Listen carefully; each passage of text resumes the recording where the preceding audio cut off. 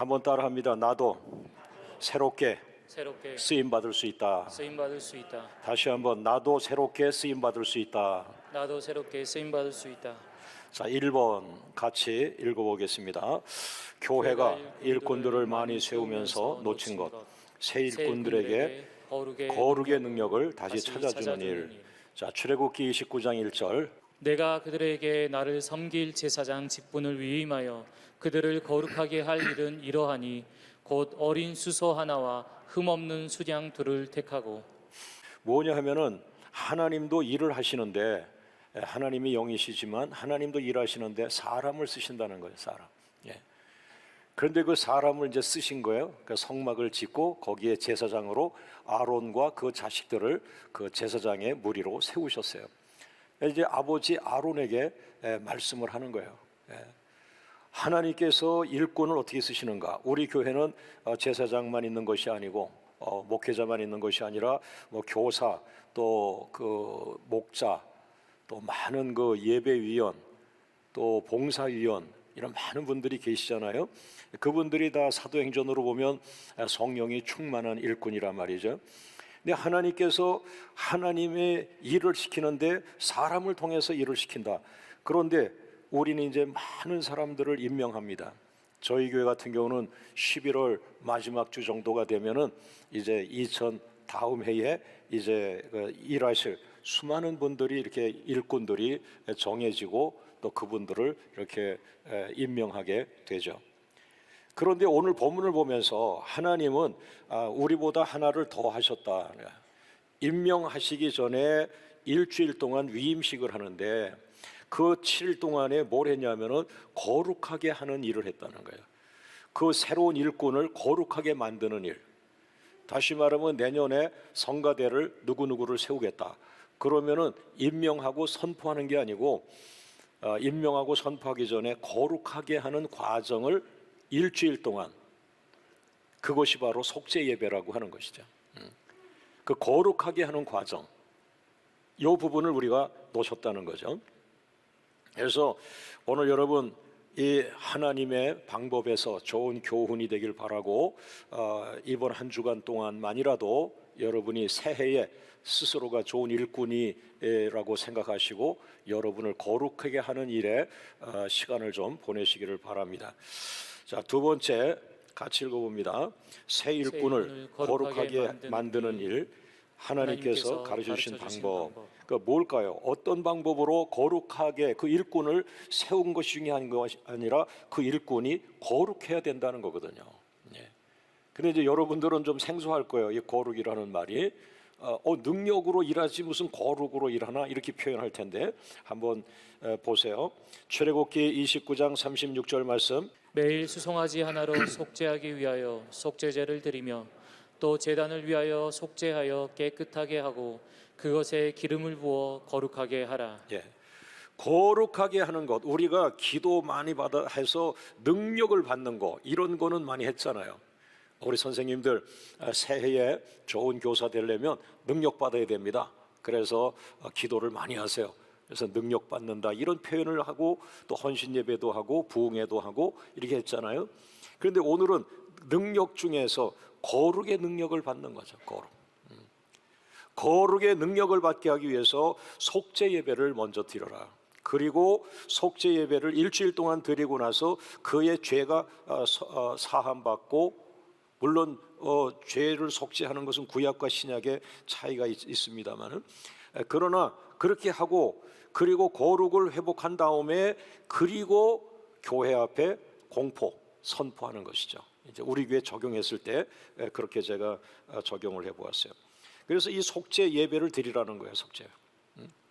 이름 자체가 속죄제. 그런데 우리말로 해서 제라는 게 예배니까 속죄 예배. 그 예배를 오늘 지금 우리가 예배 드리고 있는 거예요. 그런데 이름을 속죄 예배라고 하나님이 말씀을 하신 거예요. 그러니까 목적을 갖고 있는 예배예요. 이 예배는 속죄 받는 것이 목적이다. 그래서 속죄 예배, 화목 예배, 화목해 되는 것, 하나님과 죄인이 화목하게 되는 것, 그 화목이 목적이라는 거예요. 그래서 화목제, 화목 예배. 오늘은 이제 속죄 예배에 대한 설교인데요. 그래서 이 속죄 예배의 목적은 뭐냐? 제사장 될 사람 아론이라는 사람과 그 자식들이 속죄함을 받고 거룩의 능력을 회복하는 일, 그것을 위해서 일주일 동안 속죄 예배를 드리라고 하는 것이죠. 예? 여러분, 제사장이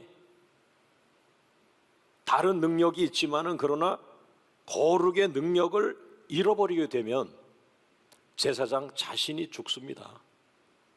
성경에 너무 많은 역사들이 기록이 되어 있지만은 그래서 이 구원사에 필요한 것들만 하나님이 골라가지고 성경에 기록을 했죠.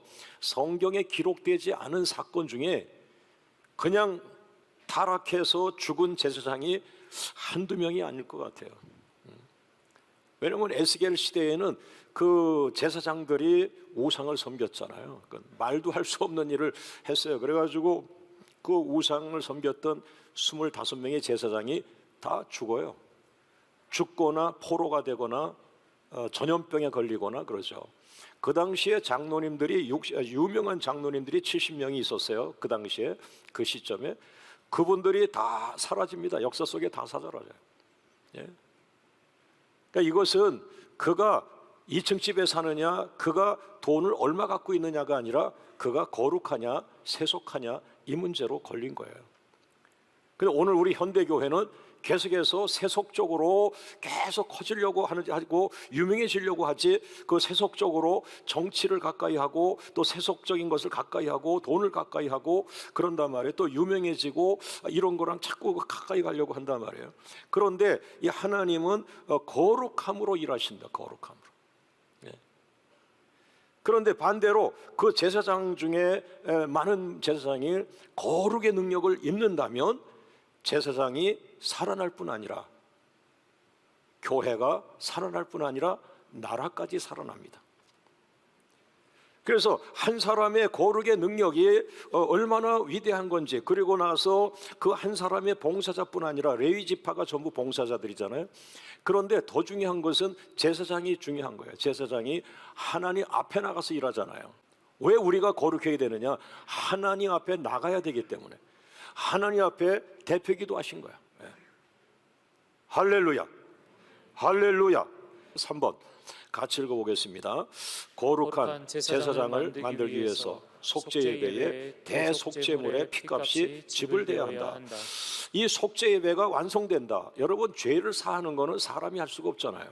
어느 기관이 할 수 있는 게 아니에요. 죄라는 건 눈에 보이지도 않고, 그리고 이 세상 사람들은 그걸 죄라고, 우리는 죄라고 하지만 그 사람들은 밥 먹듯이 그냥 먹고 마시고 하는 그런 삶의, 타락한 삶의 일부분일 수도 있는 것이라 말이에요.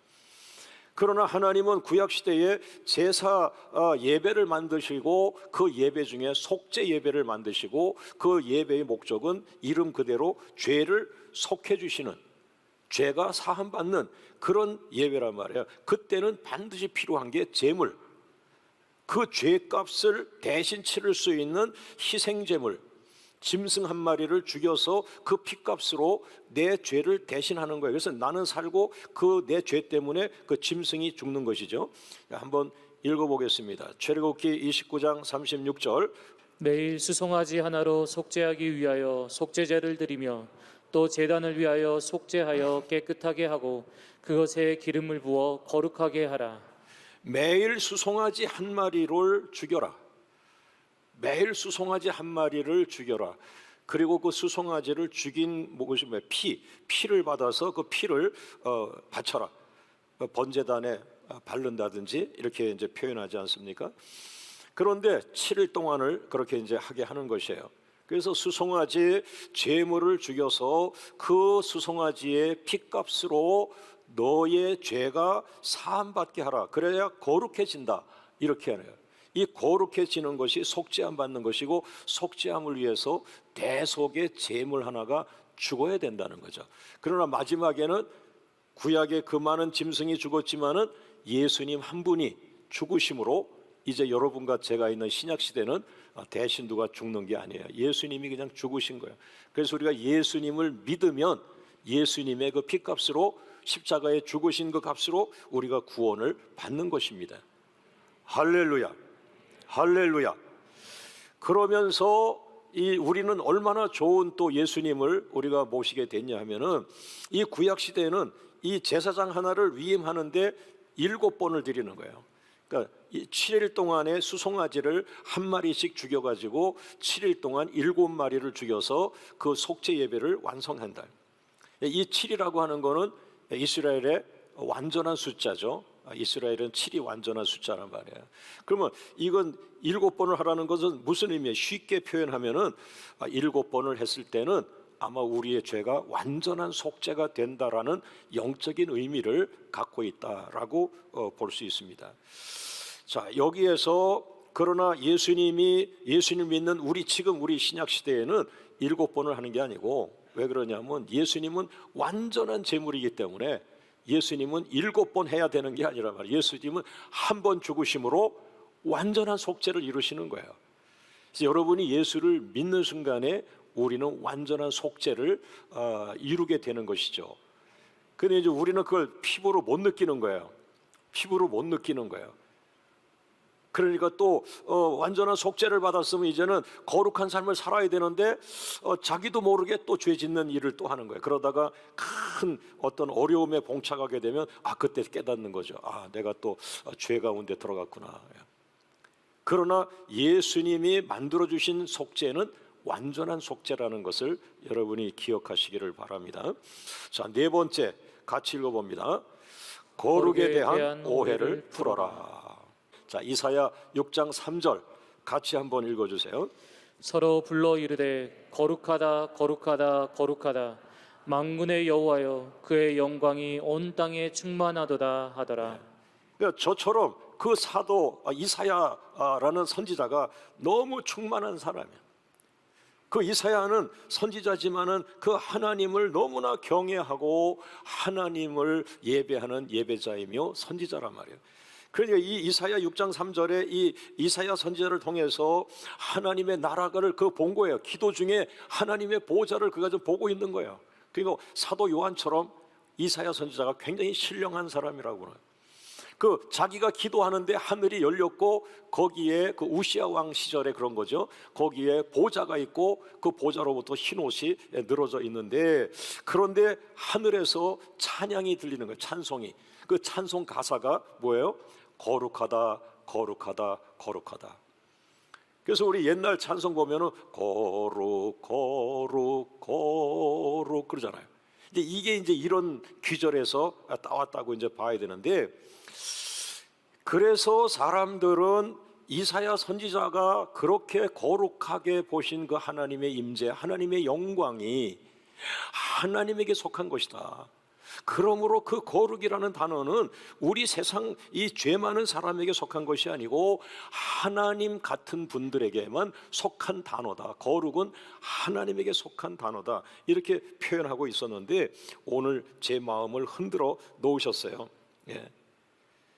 그 거룩이라고 하는 말은 만약에 사람에게 적용한다면은 아마 죄 하나도 안 짓고 율법을 100% 지키고 그냥 완벽하게 법을 지키고 사는 이 사람에게 해당하는 것이라고 생각할지 모르겠어요. 그러나 오늘 제 마음을 흔드시고 성령께서 깨닫게 하신 것은 따라합니다. 그러나 죄를 지은 죄인도 어린 양의 피로 씻김을 받으면 거룩해질 수 있다. 할렐루야. 다시 한번 과거에 죄에 붙잡혀 있지 말고 어린 양의 피로 씻음을 받고 거룩한 자로 살아가라. 할렐루야. 아멘. 야, 이 엄청난 선포의 말씀이에요. 정말 하나님만 바라보고 하나님만이 영광입니다, 하나님만이 거룩입니다라고 했는데 오늘 이 메시지는 그 거룩이 내 안에도 있다는 거예요. 그 영광이 내 안에도 있다는 거예요. 우리 박수로 한번 영광을 돌립니다. 할렐루야, 할렐루야, 할렐루야. 고린도전서 7장 14절을 같이 읽어보겠습니다. 믿지 아니하는 남편이 아내로 말미암아 거룩하게 됐고 믿지 아니하는 아내가 남편으로 말미암아 거룩하게 되나니 그렇지 아니하면 너희 자녀도 깨끗하지 못하니라. 그러나 이제 거룩하니라. 할렐루야. 여러분, 우리는 완벽해야 거룩해질 수 있을까라는 정도로 생각하는데, 이 하나님에게 속한 그 거룩이라는 단어를 그냥 아직 예수 믿지 않는 남편이 핍박을 하고 그 다음에 불완전한 믿음을 그 권사님 혹은 여집사님 혼자서 감당하고 있는데, 바로 그 가정에 그 거룩이 있다, 그 영광이 있다, 그 충만이 있다, 그 가정이 하나님의 나라가 된다, 그 가정이 복음화가 된다, 그 가정 통해서 하나님의 능력이 흘러간다. 할렐루야. 바로 이 말씀은 그 거룩이 오늘 예배드리는 여러분들 속에 흘러가고 있다는 거예요. 여러분 안에 하나님의 영광이 있습니다. 여러분 안에 하나님의 나라가 있습니다. 여러분 안에 하나님의 거룩이 있습니다. 할렐루야. 그래서 거룩이란 말에 오해를 풀고 따라합니다. 거룩의 능력을 사모하자. 할렐루야. 이 굉장한 능력인 거예요. 오늘 이 설교가 여러분에게 거룩의 능력을 회복한다면 떠나갔던 은혜가 돌아올 것이고, 떠나갔던 영광이 돌아올 것이고, 막혔던 축복이 돌기 시작할 줄로 믿습니다. 할렐루야. 자, 다섯 번째 같이 읽습니다. 왜 속죄 예배를 드려야 하는가? 하나님께서 거룩하시기 때문에. 베드로전서 1장 16절 기록되었으되 내가 거룩하니 너희도 거룩할지어다 하셨느니라. 따라합니다. 하나님이 거룩하시니 하나님 앞에서 일하는 사람들 거룩해야 된다. 예? 찬양자들이 하나님 앞에 계셔. 여러분, 구약 성경에 하나님 앞에 못 나가잖아요. 하나님 앞에 나가면은 그 대제사장도 그 옷에다가 방울을 달아서 들어간다 그러잖아요. 그 방울이 딸랑딸랑했다 그러면 그건 위험수예요. 그 죽었다 그러면은 바깥에서 그 사람을 끌어냈다 그러잖아요. 그런 시대도 있었어요. 그러나 여러분, 이 거룩이라고 하는 것은, 지금 우리가 예배자가 된다는 것은 거룩의 옷을 입어야 하나님 앞에 나가는 거예요. 그런데 우리가 얼마나 좋은 시대 삽니까? 그 거룩의 옷이 뭡니까? 성령이 임하고 성령에 충만하면은 그 성령은 거룩의 영이란 말이에요. 그러니까 이 성령이 충만하면 그 사람은 바로 하나님 앞에 나가는 거예요. 왜? 성령은 하나님 자신이시니까. 할렐루야. 할렐루야. 따라합니다. 우리를 부르신 거룩한 하나님처럼 우리도 모든 행실에 거룩한 자가 되자. 여러분, 항상 마음은 낮추시고 여러분의 능력은 거룩의 옷을 입으세요. 할렐루야. 그러면은 여섯 번째, 중요한 능력, 그 거룩한 일꾼이 어떻게 해서 되는가? 그 거룩의 능력은 어떻게 있는 것인가? 여섯 번째, 시작. 속죄 예배를 통해서 중보자 예수님의 피로 자신을 씻어라. 베드로전서 1장 19절입니다. 같이 읽겠습니다. 오직 그리스도의 보배로운 피로 한 것이니라. 할렐루야. 거룩한 능력을 입는데, 그것은 철야기도 하면서 하나님 거룩의 능력을 주세요, 거룩의 능력을 주세요라고 시작할 수 있지만은, 그러나 거룩한 능력의 본체는 예수 그리스도의 피, 예수 그리스도의 십자가 죽으심의 피, 이게 깨끗하다는 거예요. 이게 거룩하다는 거예요. 왜? 그 피로 내가 씻음 받고 그 피의 은혜로 내가 거룩해진 것이지. 내가 그 운동하듯이 30일 동안 막 근육 운동을 해서 이렇게 근육이 불뚝불뚝 일어나는 것처럼 내가 능력을 불뚝불뚝 받고 하는 게 아니라는 거예요. 내 안에 세속함이 예수님의 보혈로 덮여지면서 씻겨지면서 그 세속성이 사라지고 죄가 사라지고 내 안에 예수님의 생명이 남아 있는데, 그것이 바로 거룩이다, 그 얘기야. 할렐루야. 그리고 일곱 번째는 또 하나의 거룩의 능력을 우리에게 소개하는데, 일곱 번째 같이 읽습니다. 속죄 예배를 통해서 보혜사 성령의 불로 자신을 태워라. 예수의 피로 씻어라. 예수의 피로 피 속에 당신을 푹 담궈라. 여러분, 한번 상상해 보세요. 여기 예수님의 피가 있어요. 여러분을 푹 담글 때, 여러분이 오른손을 들고 있으면 되겠어요? 원수가 아플라고? 여러분, 예수님의 피에 내가 흠뻑 젖어야 돼. 나를 예수님 피에 가득 집어 넣어버려야 돼. 할렐루야. 그런데 그 외에 또 하나가 뭐냐? 성령의 불로 너를 태워라. 예배를 통해서 사모하라. 오늘 예배를 통해서 성령이 내게 임하도록 하라. 오늘 예배를 통해서 성령이 불로 너에게 임할 때 성령의 불이 너의 옛사람을 태우며 너의 과거를 태우며 너의 부정한 것을 태우며 너의 혈기를 태우며 성령의 불로 너의 아직과 자존심을 태우게 하라. 할렐루야. 여러분, 이 말씀은 구약 성경의 속죄 예배에 나오지 않아요. 이것은 여러분과 저와 신약 성경으로 넘어왔기 때문에 신약 성경의 플러스 알파에서 오늘 보혜사 성령 하나님을 우리에게 더 주신 거예요. 그래서 중보자 예수님과 함께 보혜사 성령님을 우리에게 주신 것이죠. 할렐루야. 그러면은 여러분 생각해 보세요. 거룩함을 얻는 길은 뭡니까? 성령으로 충만하면 된다. 그런 얘기 별로 못 들으셨죠? 성령 충만이 거룩해지는 길인데 저를 따라합니다. 곧 하나님 아버지의 미리 아심을 따라. 자, 오른손 들고 성령이 거룩하게 하심으로. 다시 한번 성령이 거룩하게 하심으로. 따라합니다. 성령은 나를 거룩하게 하신다. 우리 하나님 감사합니다. 할렐루야, 할렐루야, 할렐루야. 자, 8번째 같이 읽어봅니다. 속죄 예배는 나에게 거룩한 능력을 회복시켜주는 살아있는 예배이다. 이 예배가 중요하다. 예배. 그래서 속죄제, 속죄 기도회라고 하지 않고 속죄제, 속죄 예배라고 했는데 속죄라는 걸 빼버리면 예배만 남잖아요. 여러분과 저에게는 속죄 예배라는 게 별도로 없어요. 신약 시대는 예배 속에 속죄가 포함이 되어 있는 거야. 그래서 오늘 예배를 잘 드리면 되는 거야. 그 예배에 몇 가지 요소를 집어넣어서 그 요소가 함께 역사하고 부흥하고 일어난다면 그 예배 속에 속죄가 있고 그 예배 속에 거룩이 있고, 물론 속죄라고 그래가지고 예수님 피로 우리 죄를 사해 주시는 그와 같은 것보다는 우리가 거룩에, 그 구원받는 죄사함은 예수님의 피로만 되는 것입니다.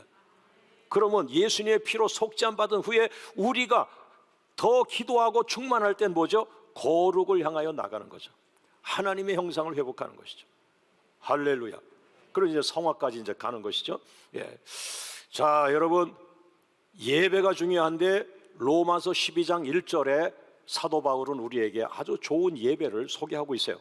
어떤 예배인가 읽어주세요. 그러므로 형제들아, 내가 하나님의 모든 자비하심으로 너희를 권하노니 너희 몸을 하나님이 기뻐하시는 거룩한 산 제물로 드리라. 이는 너희가 드릴 영적 예배니라. 예배를 보고 있지 말라. 예배를 보고 예배를 평가하지 말아라. 너가 제물이 되어 예배의 주체가 되라. 할렐루야.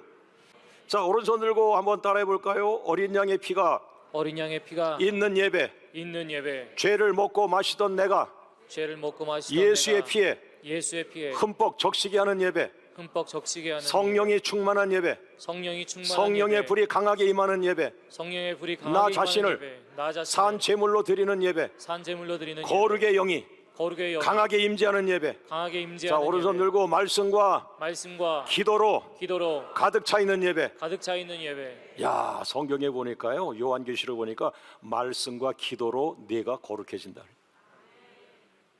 놀라운 거예요. 제가 지금 예배한 이 많은 예배, 이런 예배를 그냥 드리고 나면 그 예배가 나를 거룩하게 하는 거예요. 그 안에 하나님의 성령이 나를 거룩하게 하는 거예요. 그래서 예배 자리에 여러분이 있기를 주의 이름으로 축원합니다. 마지막입니다. 아론의 제사장이 속죄 예배를 드리고 났을 때 하나님은 이런 축복을 약속하셨어요. 내가 속죄 예배를 다 끝나고 나면 내가 너에게 이런 축복을 약속하리라. 자, 첫 번째 따라합니다. 거기서 너희를 만나주리라. 자, 출애굽기 29장 42절만 읽어보겠습니다. 시작. 이는 너희가 대대로 여호와 회막문에서 늘 드릴 번제라. 내가 거기서 너희를 만나고 내게 말하리라. 따라합니다. 거기서 너희를 만나주리라. 거기서 너희를 만나 말하리라. 내 영광으로 성막이 거룩해지리라. 나는 너희의 하나님이 너희의 하나님이 되어주리라. 되어주리라. 자, 오른손 들고 따라합니다. 오늘부터 오늘부터 거룩을 거룩을 받아라. 받아라. 거룩을 거룩을 사모하라. 사모하라. 자, 오른손 들고 막힌 것이 막힌 것이 뚫린다. 뚫린다. 앞으로 3년 앞으로 3년 축복이다. 축복이다. 박수로 영광을 돌립니다. 할렐루야.